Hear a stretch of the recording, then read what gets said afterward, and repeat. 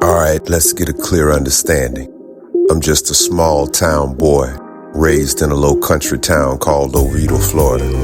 There wasn't much there but orange groves and muck fields. But then I moved to the big city, and here I am on this podcast to share with you about life, love, relationship, and religion. Oh, it's gonna be a journey, but hopefully it's a journey that you can relate to.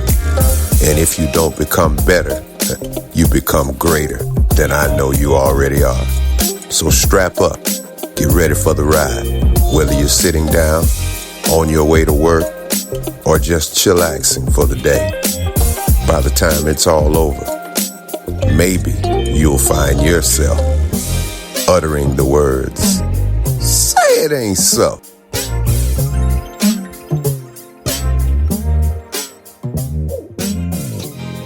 Hey everybody, and welcome to the inaugural episode of my podcast, Say It Ain't So.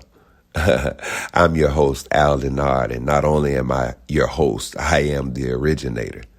Nobody special, not a famous personality or anything like that.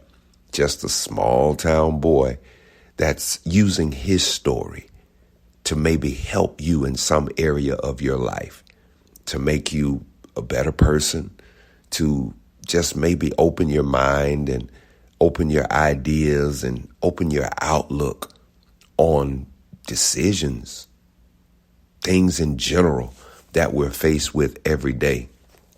You see, I'm no different than many of you. But the thing is, when we all can learn from each other, then we're really accomplishing something. Because the fact of the matter is, no matter what walk of life we come from, no matter what side of the tracks we were born on, we're still all human beings, and we still all deserve each other's respect.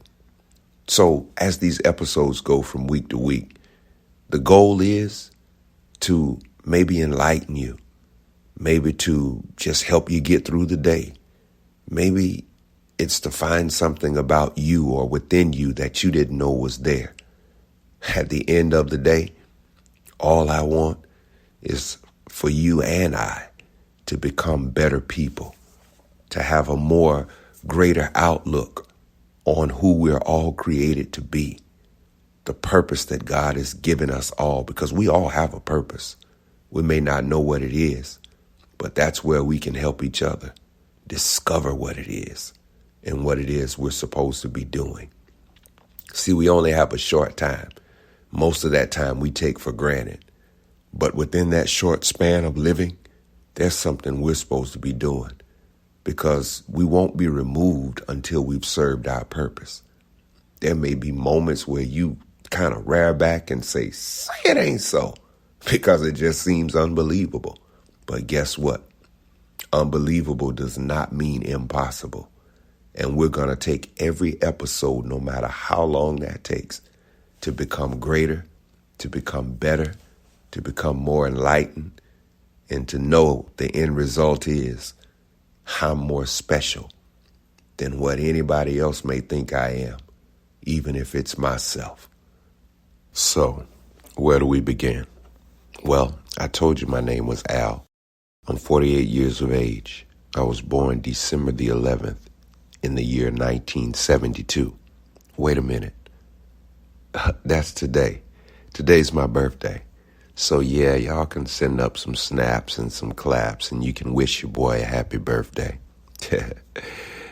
But yeah, I was born December 11th, 1972.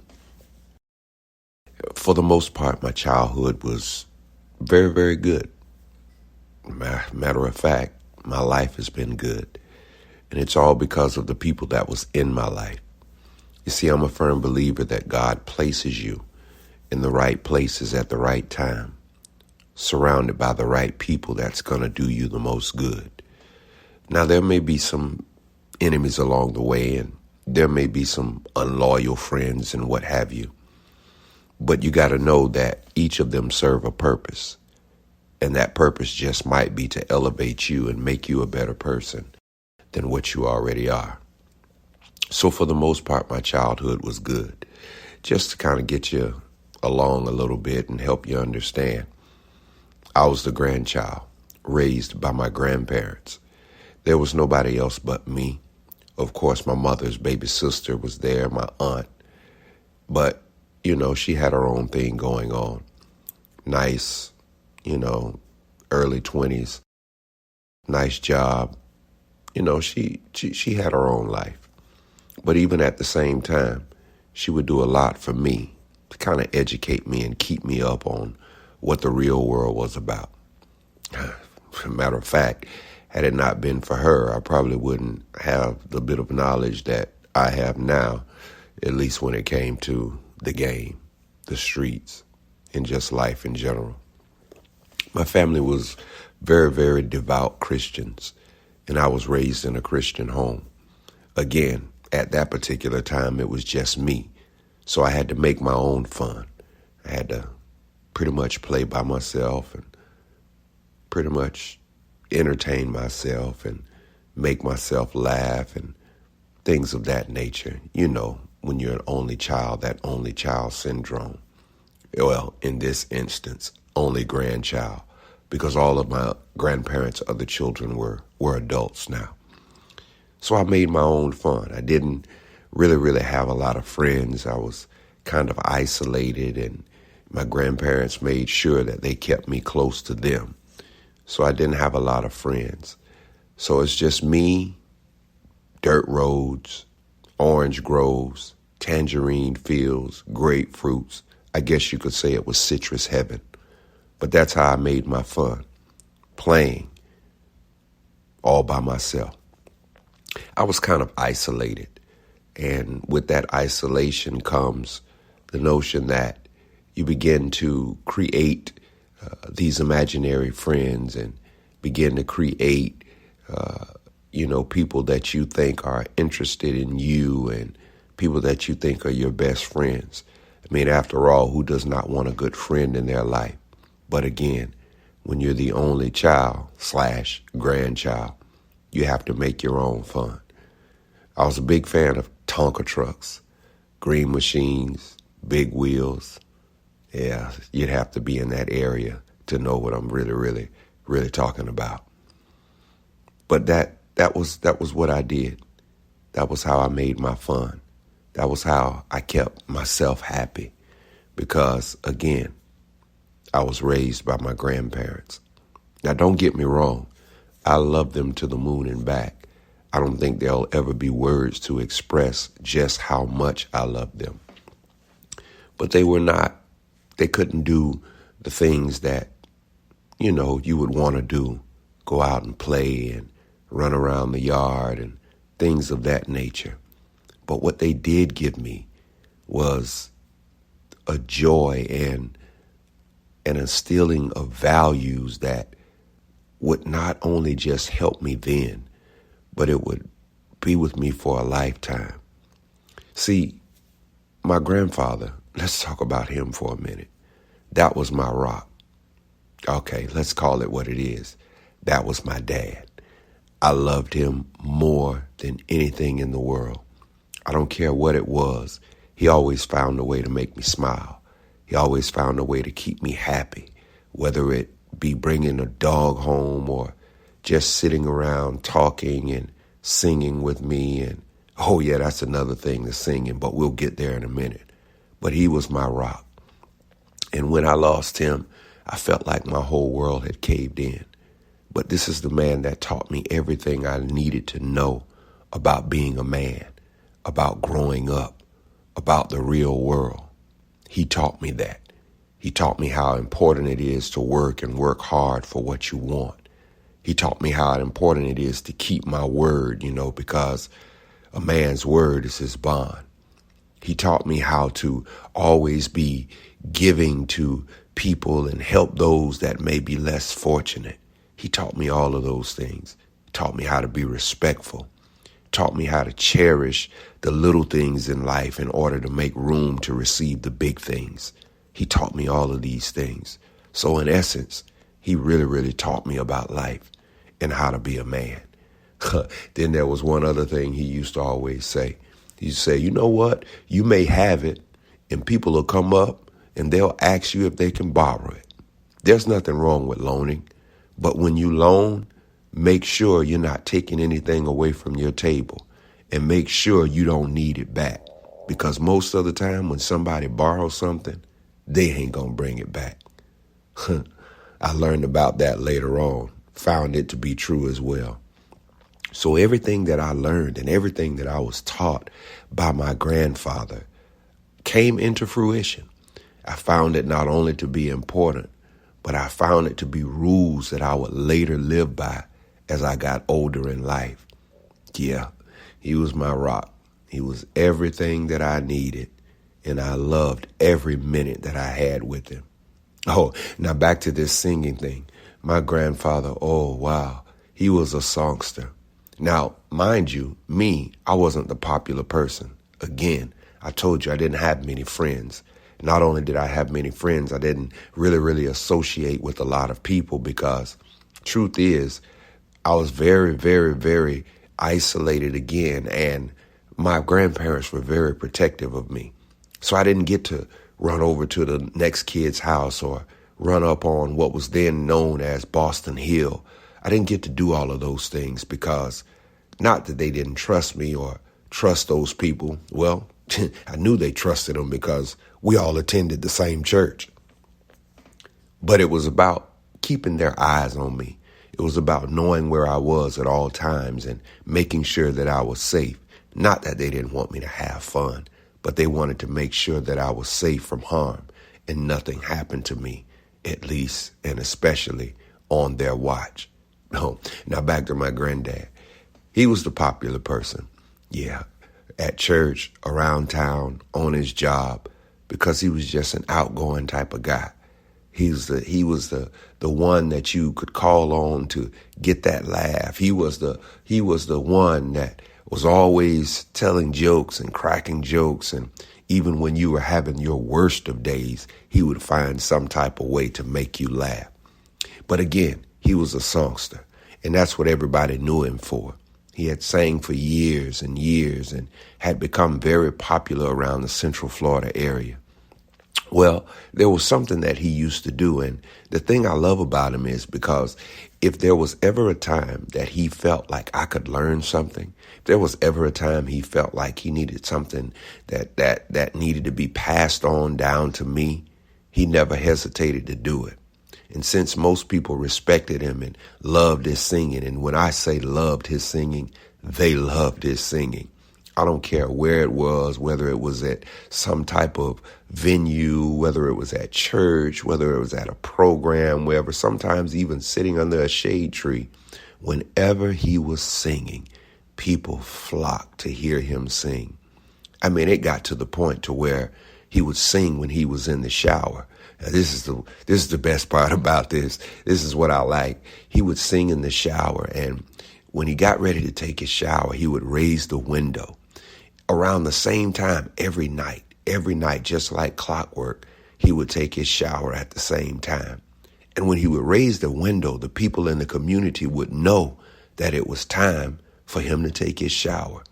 And they knew they'd get the best of concerts whenever he was taking his shower. So people would literally sit on their porches, stand outside their door, and listen to my grandfather sing in the shower through that open window, because it's in the country, right? And for whatever reason, sound just travels at night in the country. I mean, think about it. During the day with the hustle and bustle of things, automobiles, planes, trains, and whatever else may be coming up the road, it's kind of hard to hear. But at night in the country, you can be half a mile up the road and speak in a moderate tone, and you can hear that person. It may seem a little far-fetched, but until you've been in the country at night and tried it for yourself, you stand there and say it ain't so. But that's how it was. Well, interesting enough, as he would do that, this was time for me to learn. This is where I got my training. This is how I learned how to do what I love doing and what I can do so well, because I didn't consider myself to be special. I didn't think I was different than any other kid. Matter of fact, I thought I was just like any other kid, but they didn't see it that way. They saw a special gift. They saw something that was different about me. Now, when I think about that today, I was like, that could be any kid. What's so special about me? And then most people would say, well, yeah, their parents or their grandparents, they'd say that about their own children. Any kid that's theirs, they'd say. But there was indeed something special about me. I just didn't know it yet. But as life would continue to go on, I'd soon learn exactly what that was. Look at me now. The little fella just sitting in front of that bathroom door while my grandfather was in the shower singing. Every note he hit, I'd try it. Every turn he'd take, I'd try it. Every low note, high note, middle note, whatever it was he did, I'd try it. And I would anxiously await because I knew that by the time he got out of the shower, I would have my final exam. Now, when I say final exam, that means he said, oh, you're at the door again. Well, what did you learn tonight? Come, let's see. In the same song that he had sung in the shower, he would sit down with me and said, now sing it back to me to make sure I hit every note, to make sure I was on pitch, to make sure that I was actually getting it right. And it wasn't just about singing. He implemented that in my life. He made sure that no matter what it was that I was doing, I always got it right, or at least came close to it. I think we call that somewhat of a perfectionist today when, yeah, I know none of us are perfect, but there's nothing wrong with striving toward perfection in everything that you do. That's what he did for me. Yeah, well, he worked at Cape Canaveral. Some people call it Kennedy Space Center or NASA. And then later on, he ended up going to the University of Central Florida. And it was just a daily thing that I knew what time he would get off work. And I'd be anxiously awaiting him to get home because I knew that'd be the next lesson, the next study session. That was my buddy. That was my playmate. That was my best friend because, again, after all, I knew people. I even attended school with them. But I felt all alone sometimes, like I had no friend that was in my age bracket. But who cares? When you had a grandfather like mine, that's all the friend that you needed.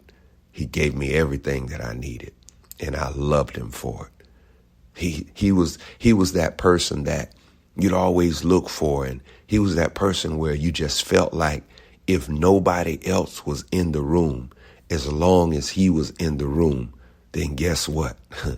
Everything would be okay. That was my grandpa. And when he left, it's like my whole world ended. It was almost like an infant, learning how to walk, or somebody that was in some tragic accident or something of that nature, and they had to learn how to do everything all over again. That's what it felt like for me, like everything was ripped from me. When actuality, it wasn't, because everything he had taught me, it was still inside of me. And I'll continue to use it every day.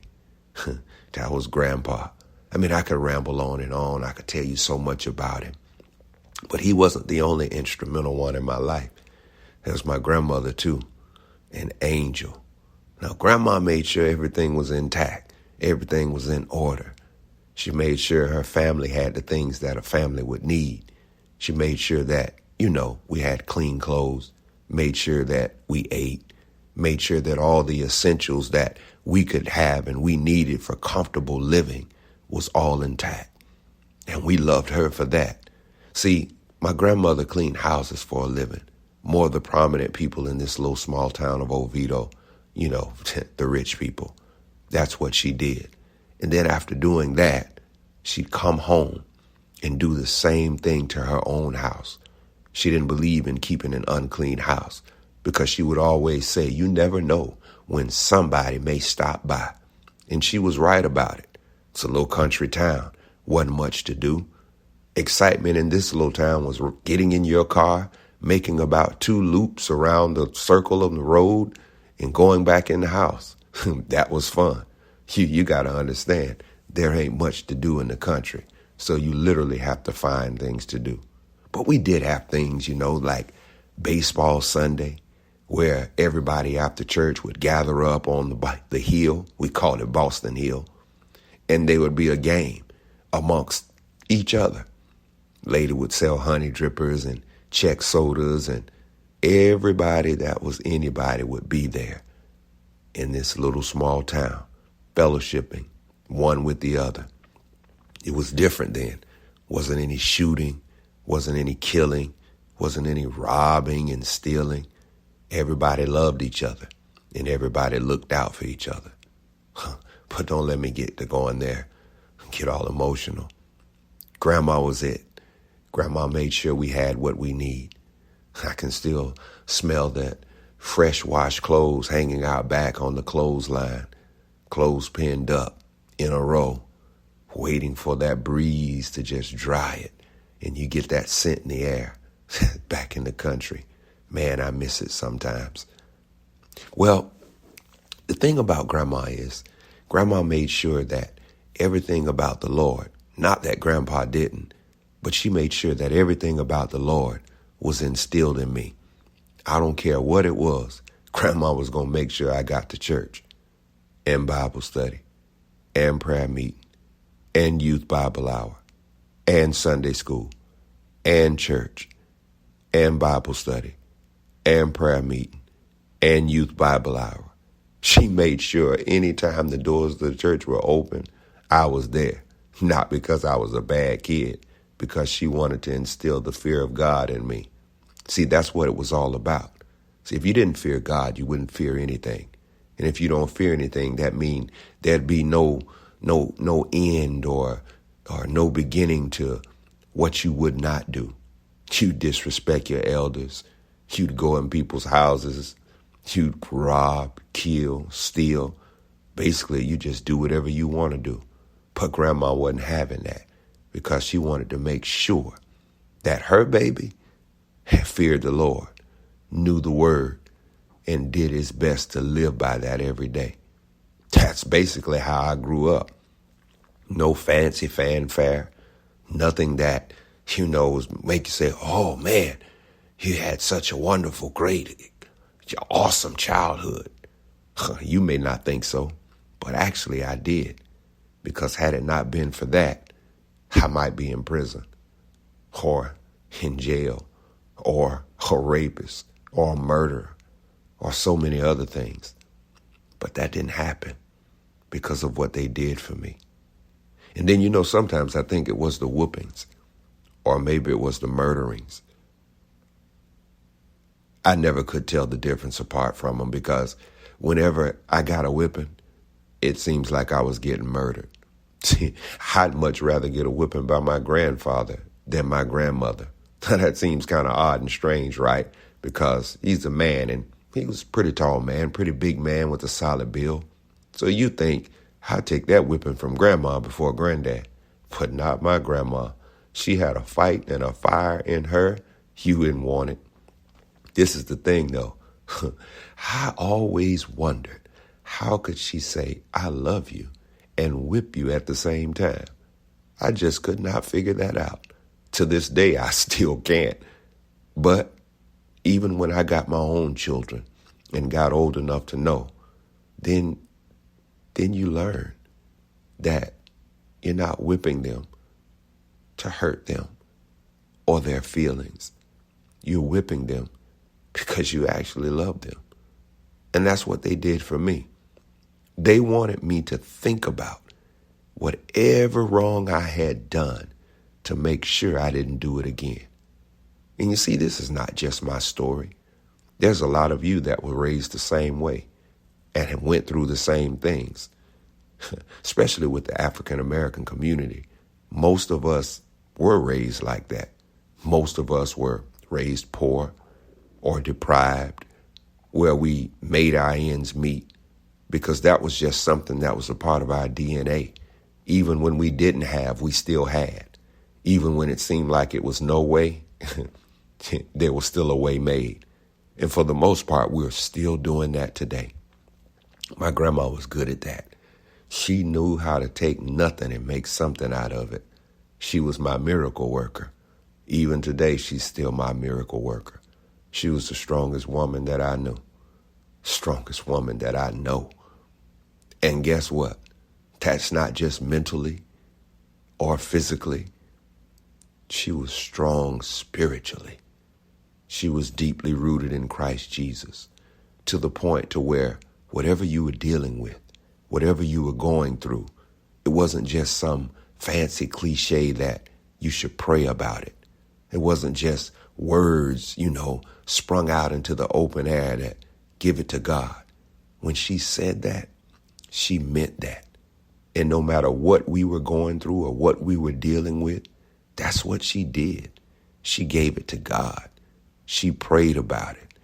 She didn't raise holy hell about what we had done or what we had not done.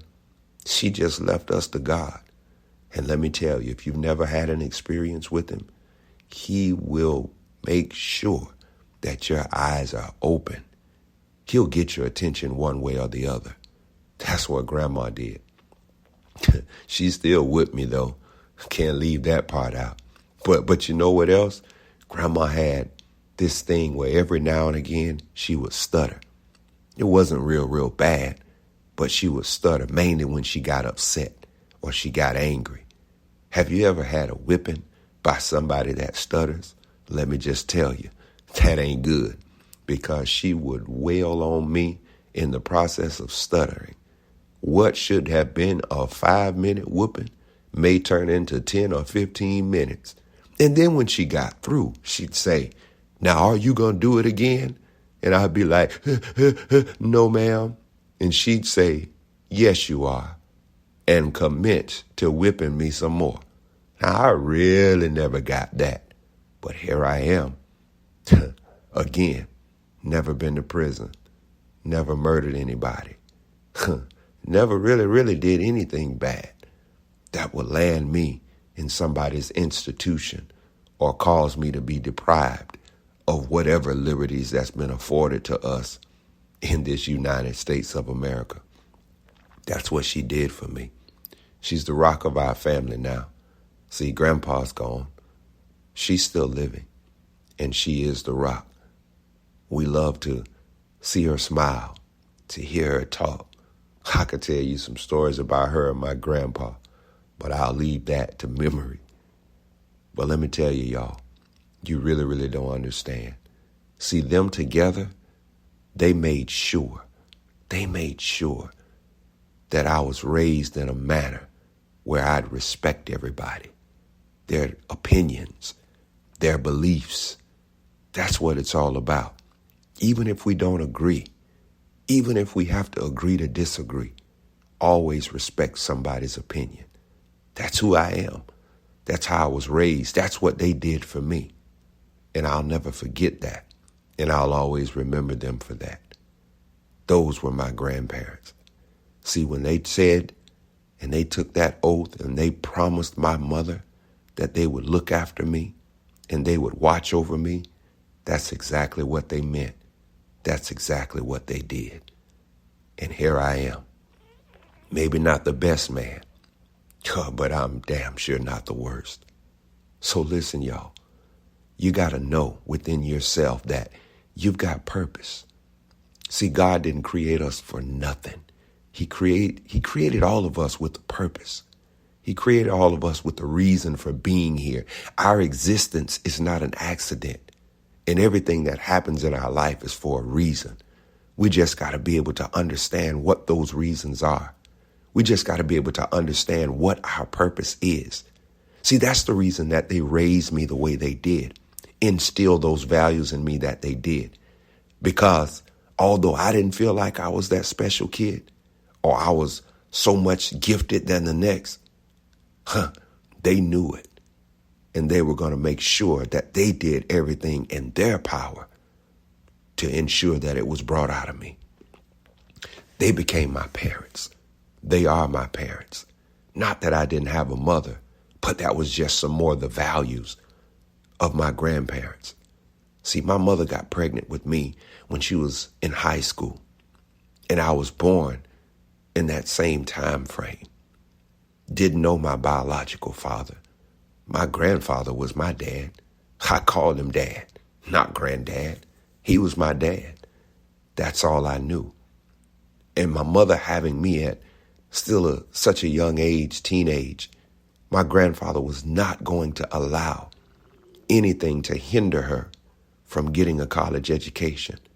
See, he came up through those hard times. He came up through those ranks where he knew if you didn't help yourself get ahead, nobody else was going to push you ahead. So even though I came along, I'm on the scene, that was not going to stop my mother from getting the education that my grandparents had worked so hard to ensure. So they took the oath. They took on the responsibility of raising me while my mother was away in college. Not that she didn't love me, not that she didn't see me, because she made a way. She made sure that every opportunity that she got, she came to see her baby. And that was enough for me. I had grandma, grandpa all through the week. And when my mom wasn't doing schoolwork, she'd hop a Greyhound and come from the big city back down to the country to see her baby. I love my mom for that. I still love my mom for that. I love my mom so much I could not even express on this one podcast how deep that love goes. But guess what, y'all? She came to see her baby. That was when my eyes lit up, because I knew when Friday came, me and Grandpa, we was going to hop in that battleship of a Cadillac and drive over to Orlando to the Greyhound station to pick up my mom. And she spent her weekends with me. You know, that mother-son bond, that time that you need to really, really know each other and really, really share and exchange the love. That's what she did. And then she'd go back to school. She'd go back to doing what they made sure that she was going to do. They raised me. They reared me. But my mom was in another location, making a way that I could be with her one day. That's what it was all about. And you know, as a young child, you may not know that then. But now I know. And since I know, it just makes me love my mom even more. Then there was always the summer. The summer I would go and spend with her. That didn't mean I didn't cry bloody murder to get back to Grandma and Grandpa, because that was what I knew. That was my mom and dad. That's where I was used to being. So even though I was with my mom, I was away from home. I was away from the country. And I wasn't used to that. I wanted to stay where I felt comfortable, where I felt safe. I wanted to be around who I was around every day. That was my safety zone. That's where I felt like nothing or nobody could ever hurt me. That's where I felt like I needed to be all the time. Although I wanted my mom and to be with my mom desperately. She made ways. She made sure I stayed happy. She made sure that she did things with me. She made sure that no matter what came or what went, she made sure that I knew that she was my mom and everything that she was doing was for me and to have a better life. That's pretty much it in a nutshell. My whole life, growing up as a kid at least, it was all about church. It was all about learning, tests, trials, values being instilled in me that I could use as I grew into, being a young man and eventually into adulthood. Everybody was there. My mom, my grandpa, my grandma, they were all there. And what else could I ever ask for? What else could I ever need? I was in heaven, even then. And I know you're saying, well, you're just a kid, young boy, you don't know anything. But believe me, I did. I knew what love was because they made sure I did. I knew what it was like to be happy because they made sure they showed me happiness. I knew what it was like to have joy because they made sure that they showed me joy each and every day of my life. So I was never deprived of anything. I had exactly what I needed right there in that little town of Oviedo, Florida, being raised by my grandparents. Whoever knew that the day would come when my mother decided, I want you with me, and I would have to leave my grandparents to go live with her.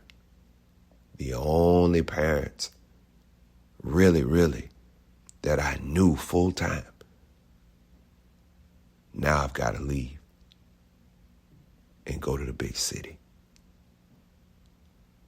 How's that going to work out? That's for another episode, though.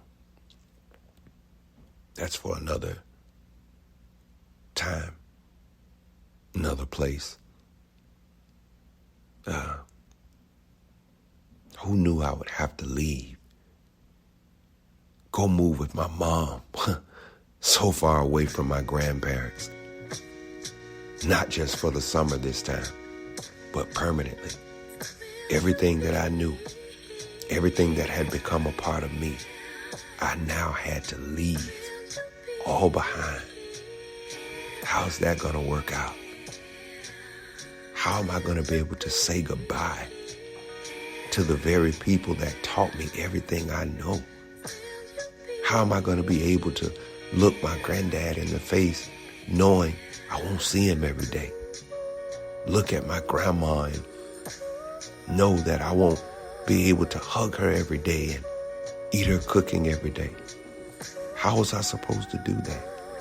How was I supposed to say goodbye? But that's for another episode. Y'all keep listening. Stay tuned. There's more to come. I guarantee you. Eventually you'll say it ain't so.